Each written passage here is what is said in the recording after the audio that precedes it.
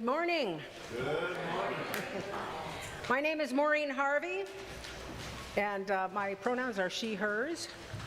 Welcome to First Unitarian Church, where our mission is to explore the eternal, nurture community, and pursue the common good.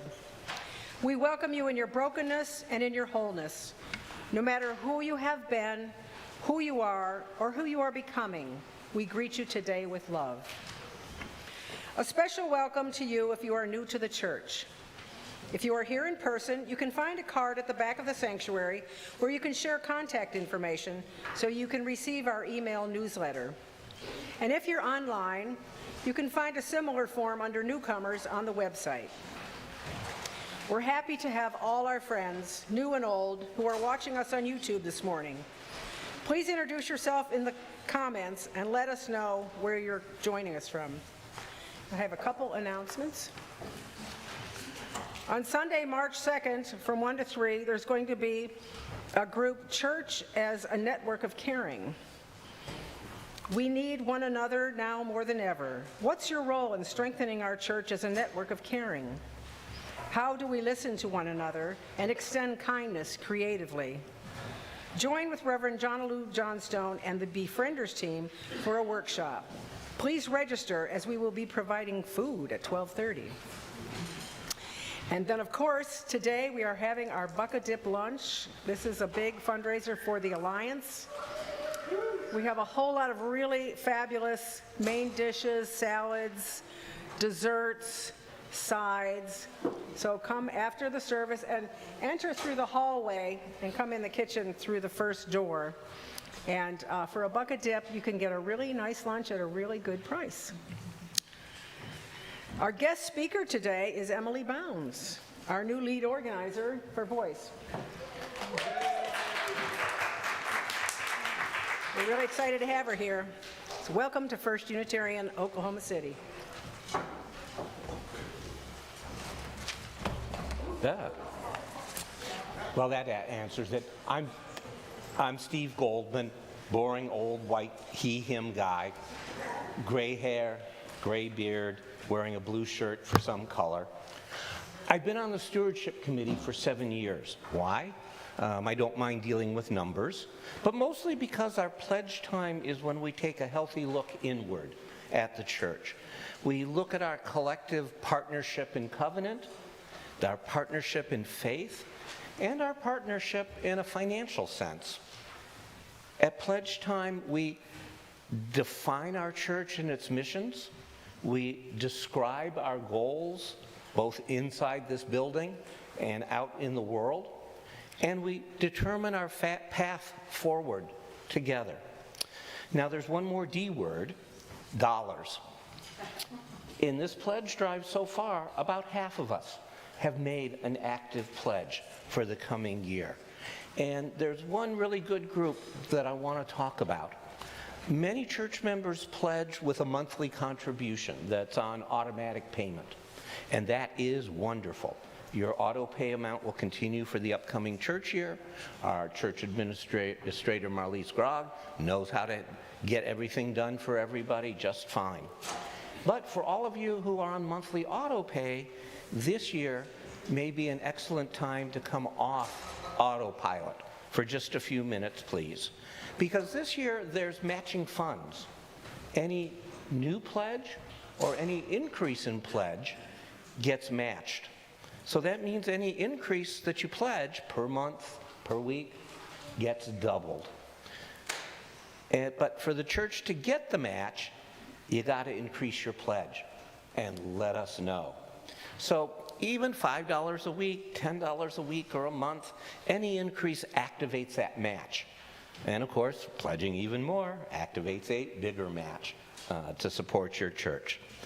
So for everyone who's on that monthly auto pay for pledging, and it's excellent to keep it going, but perhaps turn off cruise control for just a few minutes. It's easy to do. Just call or email our church administrator, Marlise, and just say to her, increase my pledge by $5 or $10 a week or month, and she will do the math on it. Or on the pledge form that you pull up using the QR code, And you can do that over lunch with Buck-a Dip. Go there and just type in, please increase me by $5 or $10 a week or a month. And again, Marlise will do the math for you. For everyone, all new or increases in pledges get doubled for this year's matching funds. Thanks for supporting our church, its people, and its many missions. Now the prelude prepares us for worship.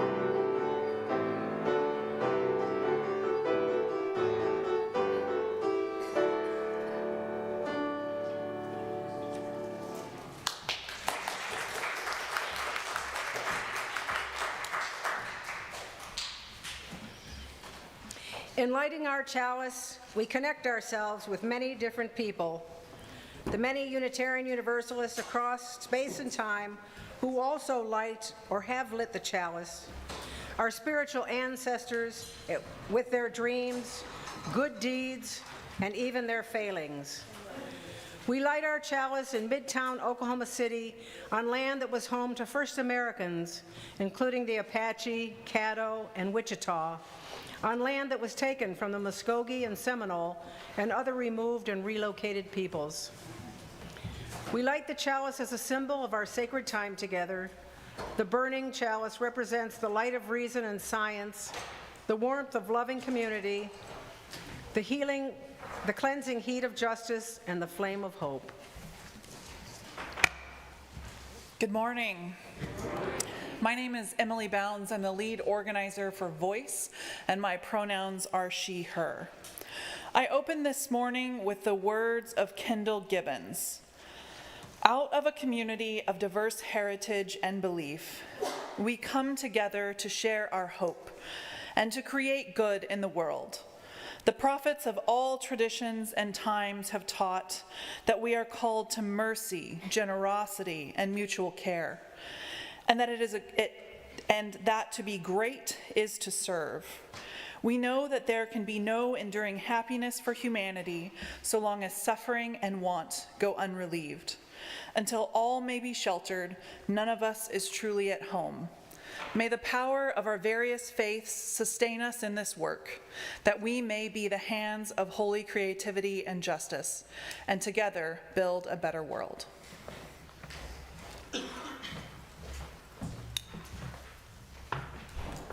A core part of our worship is being in community. So it's important to acknowledge one another. Our greetings will end with the singing of hymn number 17, Every Night and Every Morn. Please welcome one another now.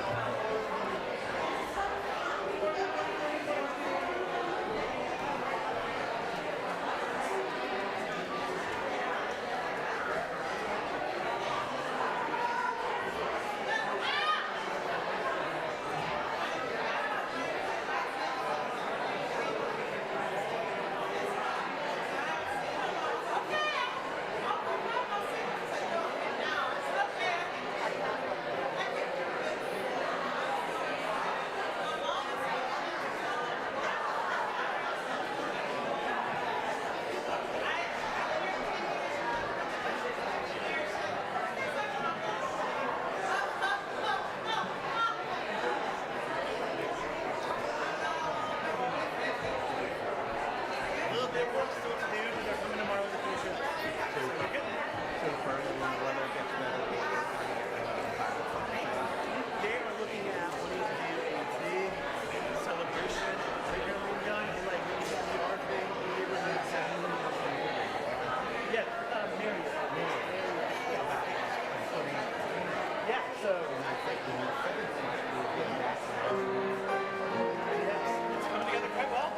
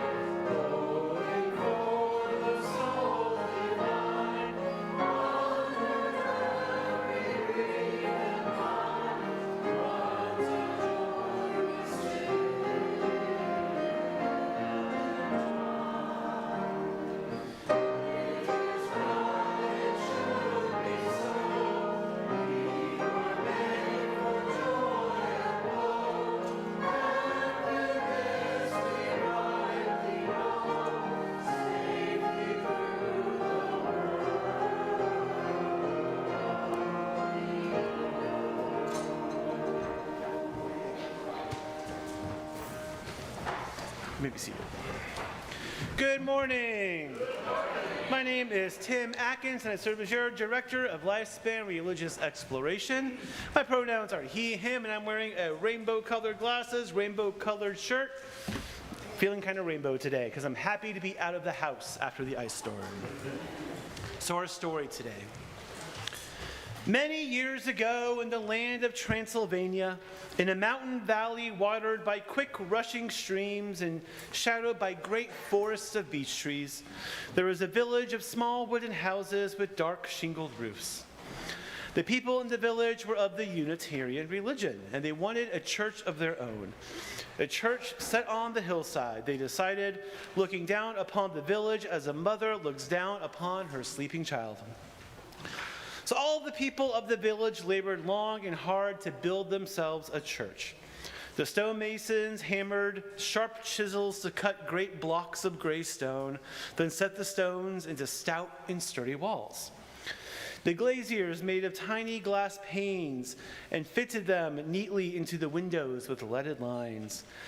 The forester saw tall beech trees into enormous beams and laid the trusses for the ceiling, then covered the roof with those close-fitting wooden shingles that wouldn't leak a drop of rain. The carpenters carved wood for the pair of wide opening doors, setting them on a strong peg so the doors hung straight and square. A bell was brought from a faraway city, then hoisted by ropes with a heave and a hoe to the top of the tower. The weavers wove fine cloths for the altar table, cloths embroidered with flowers and edged with lace. The smiths hammered black iron into tall lampstands and hammered thin bronze into shining oil lamps. Finally, when the building of the church was done, the painting of the church could begin. The painters mixed bright colors, royal red, shimmering gold, and brilliant blue. And everyone in the village, old and young, all genders, came to decorate their church. They painted flowers, they painted trees, they painted designs around the windows and different designs around the doors. And at the end of the day, when it was finished, when their church was finally done, all the people of the village stood back to admire it and then to sing a song of happiness and praise. Their village had a church now, a church set on the hillside looking down upon the village as the mother looks down upon her sleeping child.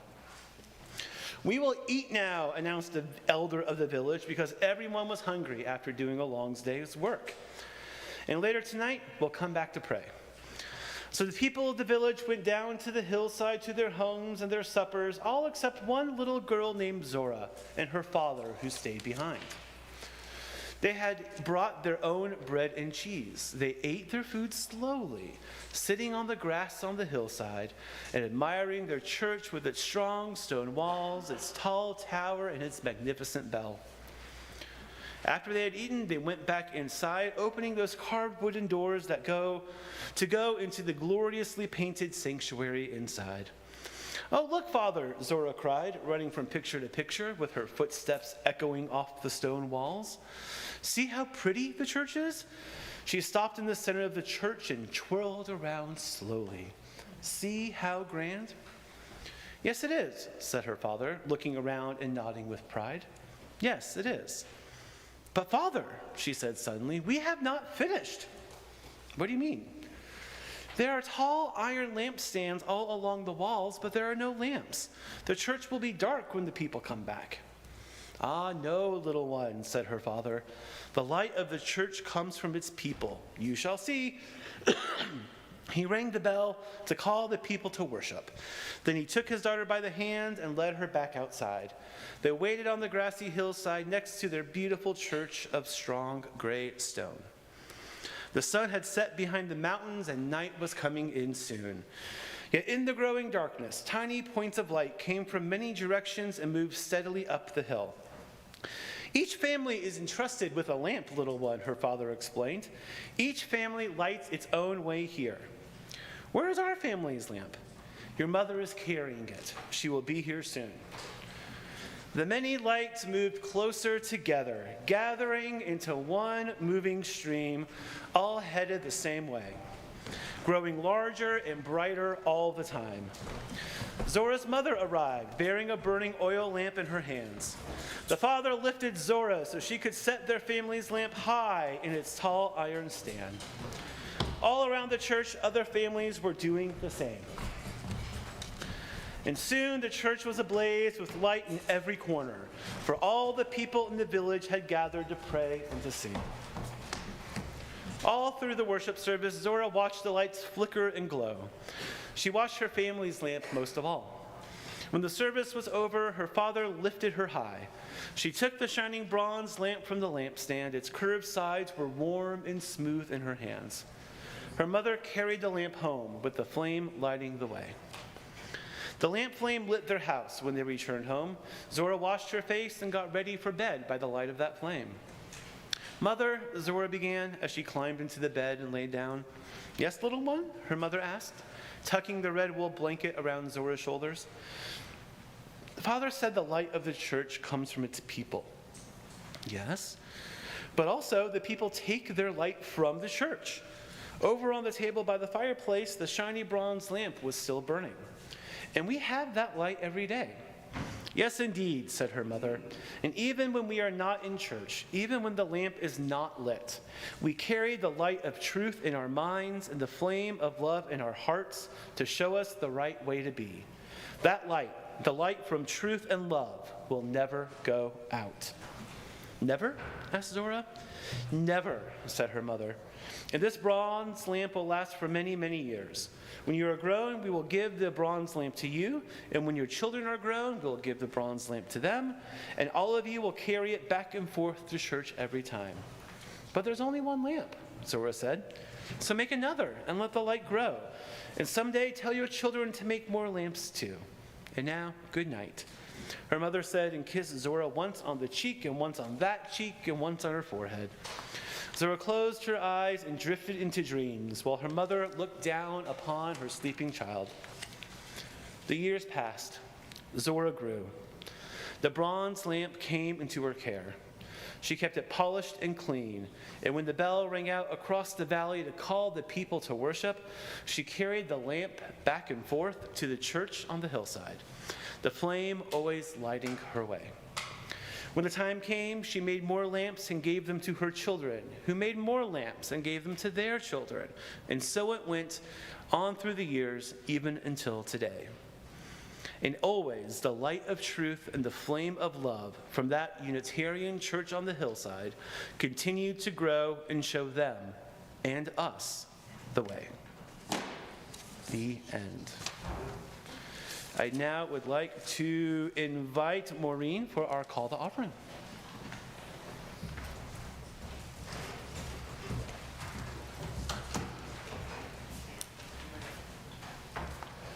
Every Sunday, we take an offering. Since 2002, all the cash and designated checks from that offering have gone directly to external nonprofit organizations doing good work, our Change for Change partners. The Change for Change partner this month is the Foundation for Liberating Minds. They work to disrupt the root causes of oppression through education. Foundation for Liberating Minds offers training, workshops, and community-based programs with the ultimate goal of creating the Liberation School of Oklahoma City to help marginalized kids thrive. For those of you who are in the sanctuary with us today, in just a moment, we'll be passing the offering plate. And if you're watching us online, please make your gift by sending a check to First Unitarian. Just write Change for Change on the memo line, or make an online payment through our website, oneuc.org.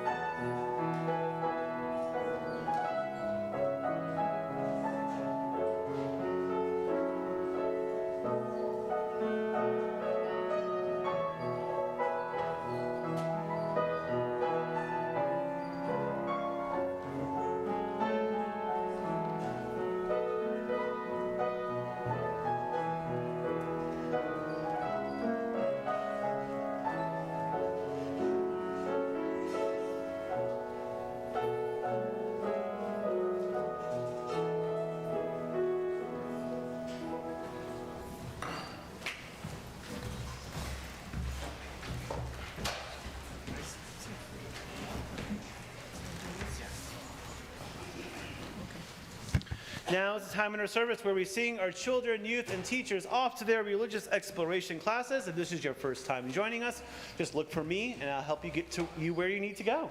Please join us in singing Go Now in Peace.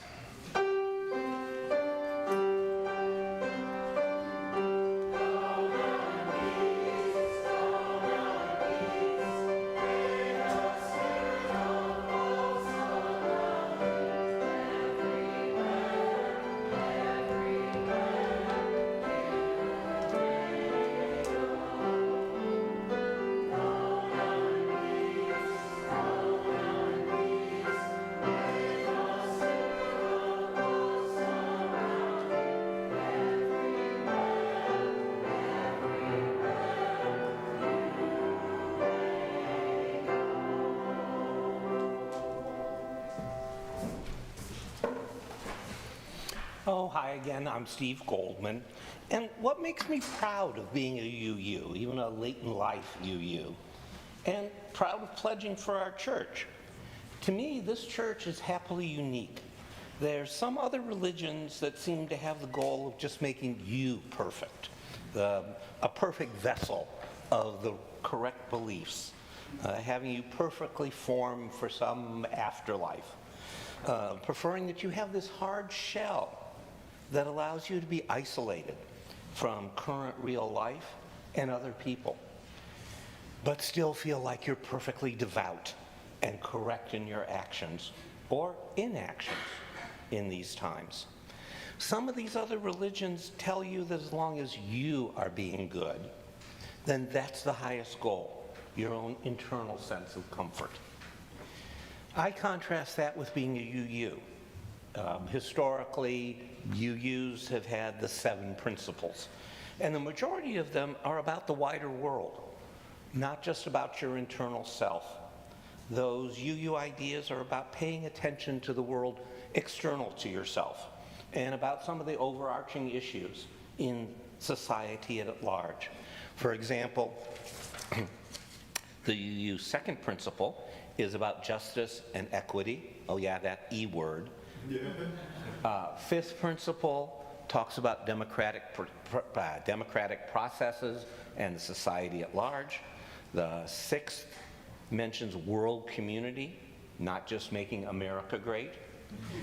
And the seventh principle is that interdependent web of all existence. Yes, thinking about the whole world that's outside of our bodies, beyond your own internal sense of a properly religious self-interest.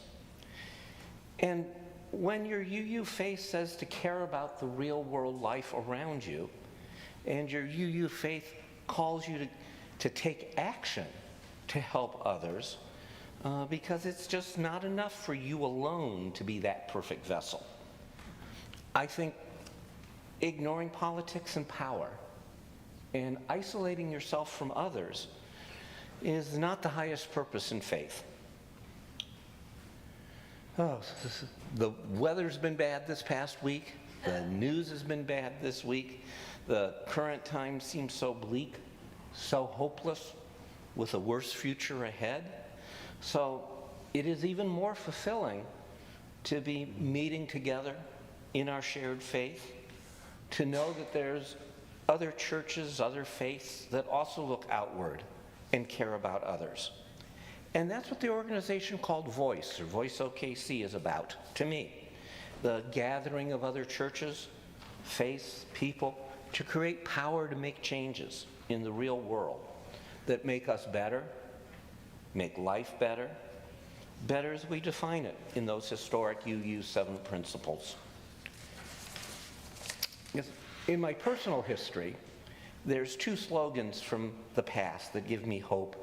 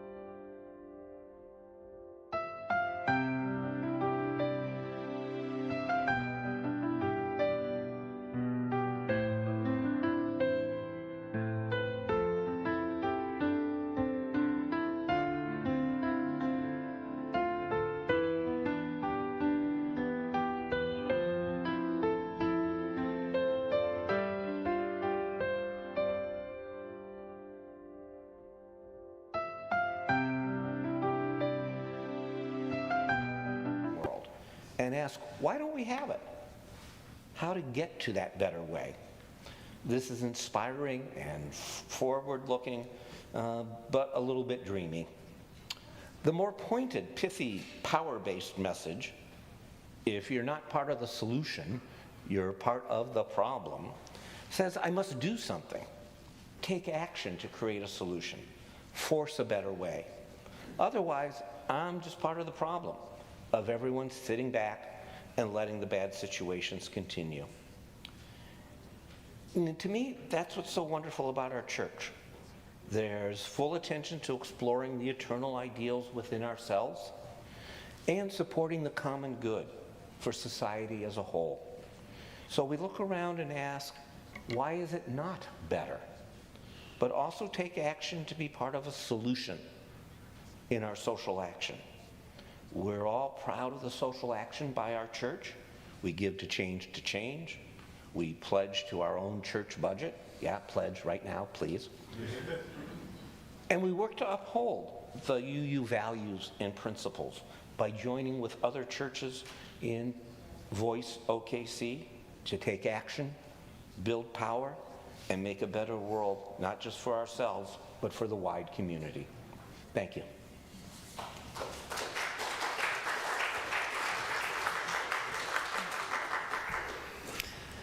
Thank you for that reflection, Steve. A reading from Gordon B. McKeeman. I stretch forth my hand, knowing not what I shall touch. A tender spot, an open wound, warmth, pulsing life, fragile blossoms, a rock, ice. I am tentative, trembling, wishing to avoid hurt, wanting to link my life with life. Lonely, I desire companions. Naked, I long for defenders. Lost, I want to find, to be found. Will I touch strangers or enemies or nothing? My hand is withdrawn, but it still touches. My vulnerable skin, my furrowed brow, my empty pocket, my full heart. Do others reach, tremble, withdraw? Do they desire, long, seek? Are they lonely, fearful, lost? Will they grasp a tentative, trembling hand? I stretch my hand forth, knowing not what I shall touch, but hoping.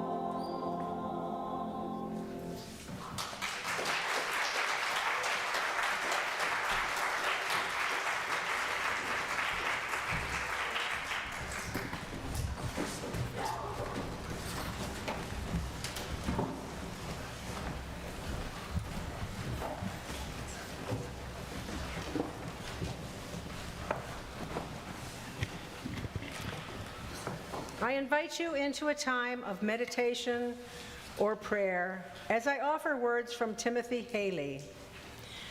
Then pause before, then pause before reading, okay. Sorry. I broke the meditation spell. Let me start over.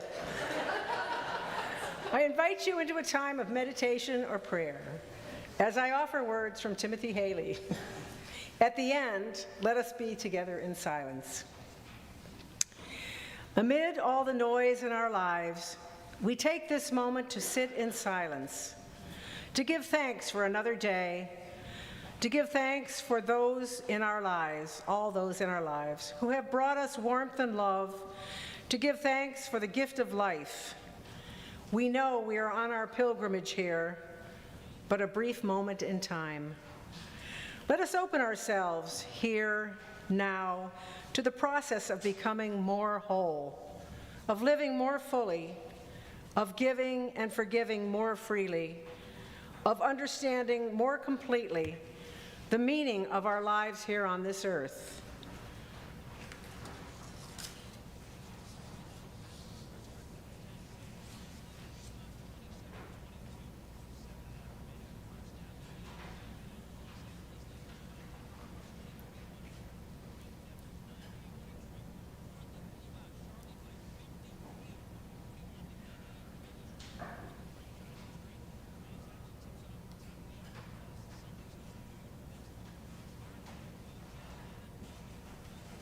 Please join us in singing hymn number 194, Faith is a Forest.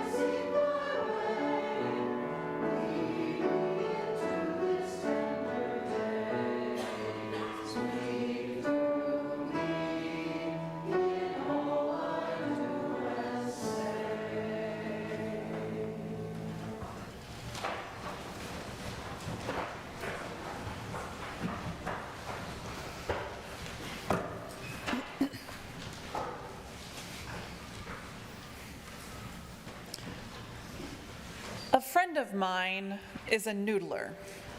For those of you who are unfamiliar, noodling, also known as hillbilly hand fishing, is a hand fishing method where noodlers go underwater up to 20 feet to find a catfish hole. A noodler then sticks their hand into the dark hole under the surface of a lake, waiting for a large catfish to bite down and latch onto their arm. The noodler then pulls the catfish out of the hole and wrestles them to the surface. While the average hand-caught catfish is around 40 pounds, the Oklahoma record is almost 80 pounds and 54 inches long. That's the size of an average 10-year-old, folks. Now, I don't know about you, but I don't really want to reach my hand into a dark hole under dirty water to see what 10-year-old sized creature will bite. I don't want to reach into the dark because I'm afraid. I'm afraid of what might be there. I'm afraid of what might not be there.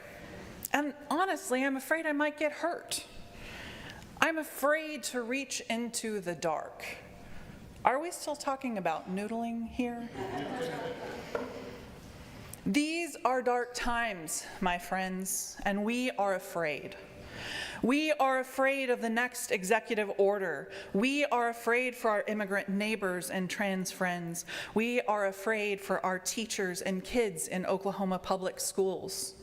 We are afraid for our friends who work for federal agencies. We are afraid of the cost of eggs and college and houses. We're even afraid to fly.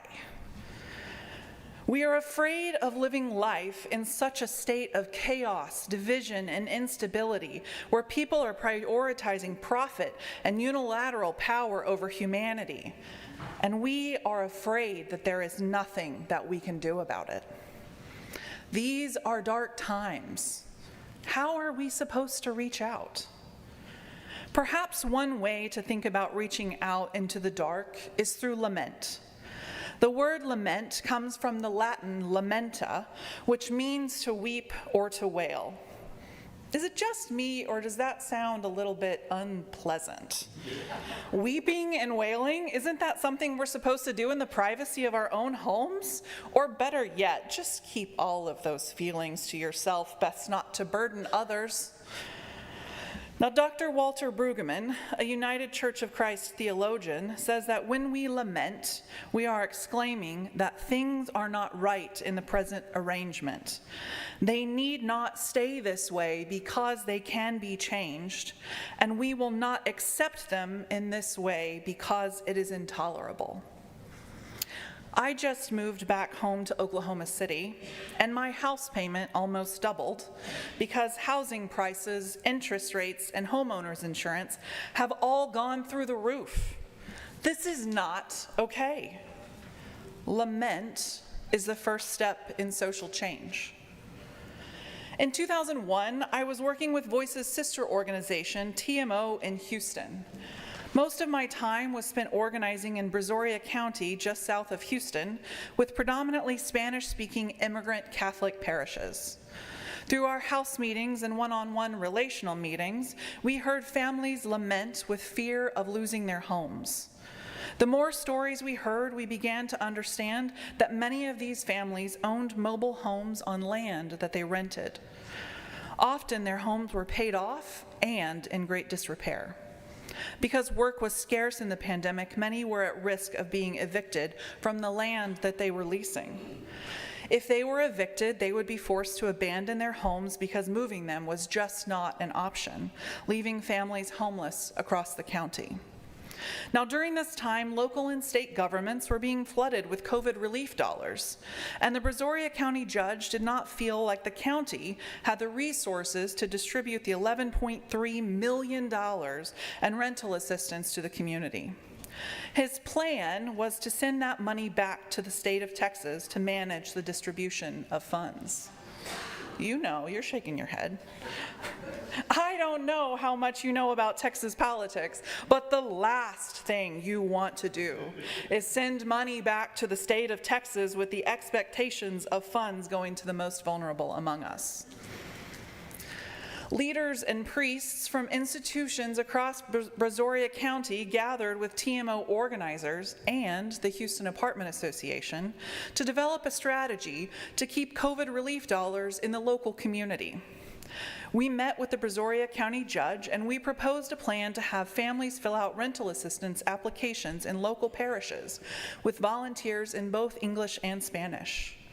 Not only were we able to keep $11.3 million in the local community through parish volunteers, but we also kept a social security number requirement off the application, which allowed undocumented families to also receive rental assistance, keeping their mobile homes on the land they were renting. Families lamented, and then they acted together. The willingness to reach into the dark through lament is the first step in social change. It is also an important part of being in covenant with one another. Covenant is not a word we encounter much outside of a religious setting. We are much more familiar with contracts. A contract is a signed or written agreement that is enforceable by law, while a covenant is an agreement that brings about a relationship of commitment. According to the UUA, covenant is the silk that joins Unitarian Universalist congregations, communities, and individuals together in a web of interconnection. The practice of promising to walk together is the precious core of our creedless faith. Now, Brueggemann asserts that lament is a prerequisite for covenant. We do not have to believe alike to grieve alike and have a commitment to relationship with one another. Now, in these dark times, consuming news is sort of a risky undertaking each morning. I typically rely on NPR, the Tulsa World, the Daily Oklahoman, and New York Times for my news. I'm also a big consumer of news via podcasts. My favorite podcast to listen to is The Ezra Klein Show from New York Times Opinion. On February 5th, Klein's guest was Yuval Levin, a conservative American political analyst who wrote a book I really value called A Time to Build, about the importance of recommitting to our institutions for a healthy democracy. In this episode, Levin outlined an argument that both parties are failing the American people because both have failed to build a durable majority coalition over the last 30 years. Instead, we have been sitting at a 50-50 split, where one party wins and briefly governs, only to lose the following election, after which the other party takes over, rinse and repeat. This back and forth has led to an intensely divided and dysfunctional politics in our country. A healthy democracy functions when there is a majority coalition that is having to work hard to keep the diverse voices in the coalition together, while a minority coalition is working to build. A durable majority coalition is built when attention is primarily focused on the strength and health of relationships in the constituency. Relationships must take precedence over issues. You see, in this kind of coalition, we are not focused on building private relationships where we go to each other's birthday dinners and Thanksgiving meals. We are focused on building public relationships organized around the mission of our institutions and the values of our traditions. Public relationships are covenantal and centered in shared self-interest rather than purity of belief. Public relationships are built on the lament and grief that provide the foundation for our desire to act. Public relationships are organized to impact the common good, which brings me to broad-based organizing. Voice is a broad-based organization in the tradition of the Industrial Areas Foundation, for which I am trained. The purpose of Voice is to develop local leaders who can create a durable majority coalition of diverse voices that can build relational institutional power and bring about change that improves the quality of lives of our families. Now, I moved back home to Oklahoma City 6 whole weeks ago. And in my first few weeks as the lead organizer of Voice, Maureen Harvey helped me set up relational meetings with a handful of leaders from First Unitarian who are engaged in the core organizing team. Through those conversations, a few things became very apparent to me. One, your actions and money reflect your values. The people of First Unitarian really care and are deeply committed to the work of justice. Two, you really value the work you do with Voice and take pride in being a founding member of Voice 13 years ago. And three, you are overwhelmed by the vitriol and dysfunction in our federal and state politics and are craving a sense of hope in our politics and public lives. When I asked for advice on what to talk about today, your core team leaders told me that people needed hope.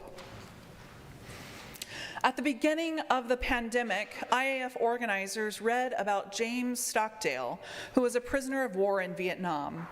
When he was asked about who died first in the prisoner of war camp, he said, "Oh, that's easy, the optimists."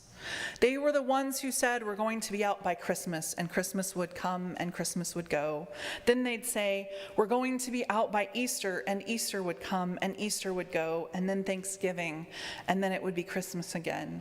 And they died of a broken heart. Stockdale said, "This is a very important lesson. You must never confuse faith that you will prevail in the end, which you can never afford to lose, with the discipline to confront the most brutal facts of your current reality, whatever they might be." The brutal fact is that these are dark times, and there are a lot of people with a lot of power making decisions that are negatively impacting our families. Now, we can't win everything. We don't have the power yet, but we can build power, and we can win locally where it counts. Through local actions, we can keep our immigrant neighbors safe, improve our neighborhood schools, support our teachers and students, and even strengthen the local economy. This is a long game, my friends, and we are the leaders that we have been waiting for. So where exactly is the hope in this message?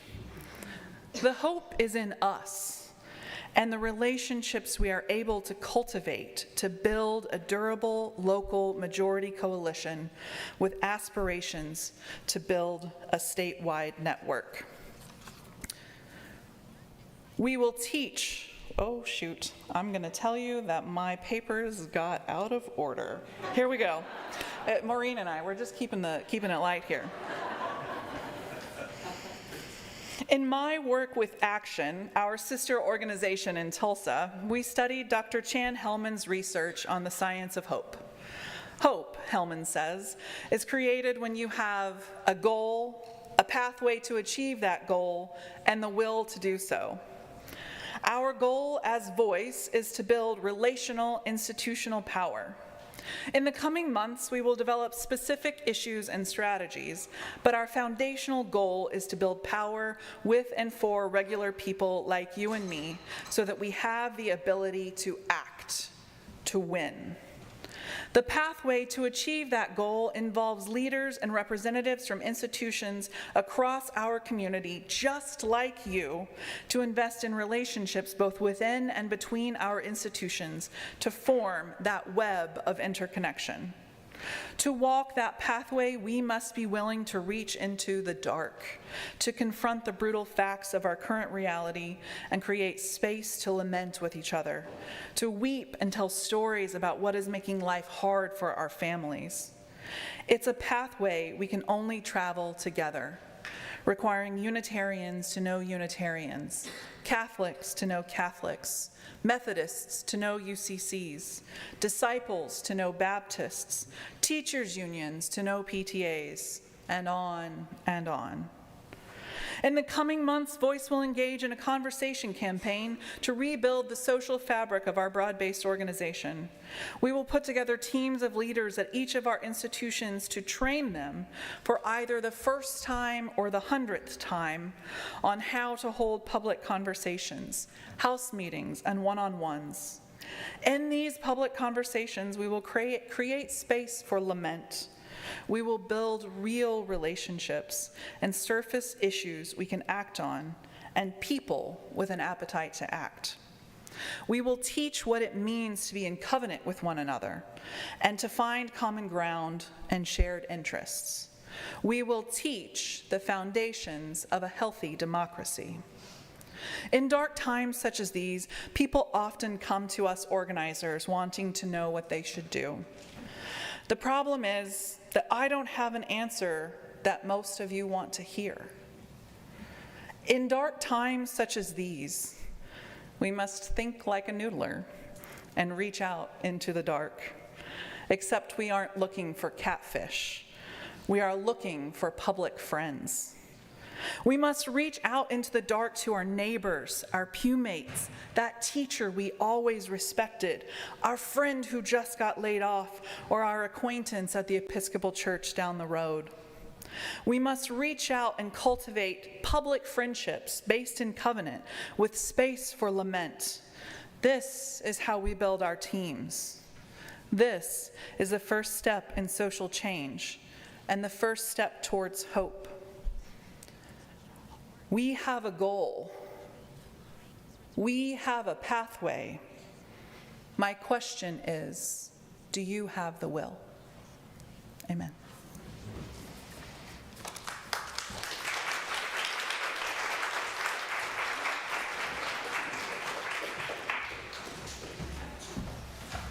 Please join us in singing our closing hymn, number 318, We Would Be One.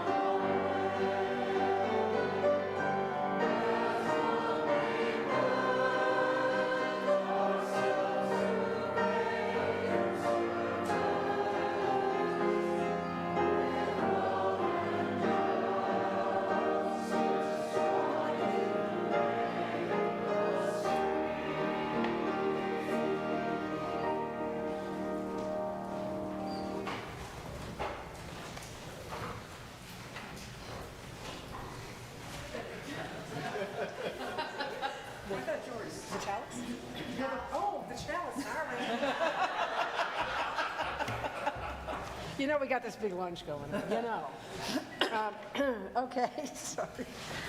We extinguish our chalice flame, but not the light of love and community which burns in our hearts.